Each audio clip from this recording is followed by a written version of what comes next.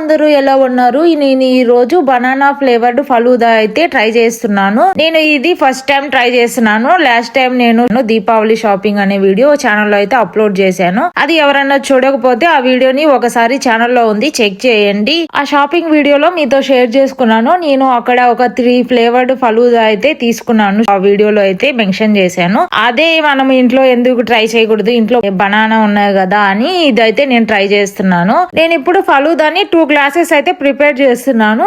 దానికోసం నేను mixer jar లో 2 bananas, 1 teaspoon sugar, milk, అలానే కొంచెం థిక్నెస్ రావడం కోసము కొన్ని క్యాష్యూస్ అయితే యాడ్ చేశాను. దగ్గర బాదాం ఉంటే అది కూడా యాడ్ చేసుకోండి, ఓవర్ నైట్ సోక్ చేసినవి. ప్రెసెంట్ ఇంట్లో లేవు, అందుకని నేనైతే యాడ్ చేయలేదు. మనం యాడ్ చేసుకున్న ఇంగ్రీడియంట్స్ అన్ని స్మూత్ గా అయ్యేంత వరకు బ్లెండ్ చేసుకోవాలి. ఆ బ్లెండ్ చేసుకున్న జ్యూస్ అయితే మనము 2 గ్లాసెస్ లో సర్వ్ చేసుకున్నాను. వాటిని కూల్ అయ్యేంత వరకు ఒక 30 మినిట్స్ నేను ఫ్రిడ్జ్ లో అయితే పెట్టుకున్నాను. అదే టైంలో సబ్జా సీడ్స్ అయితే ఒక 30 మినిట్స్ సోక్ చేసుకోవాలి. ఇవి మనం ఫ్రిడ్జ్ లో పెట్టుకున్న జ్యూస్ కొంచెం కూల్ అయిన తర్వాత ఈ సబ్జా సీడ్స్ ని ఒక 2 స్పూన్స్ ఈ జ్యూస్ లో అయితే యాడ్ చేసుకొని మొత్తం కలిసేంత వరకు ఇలాగా మిక్స్ చేసుకోండి.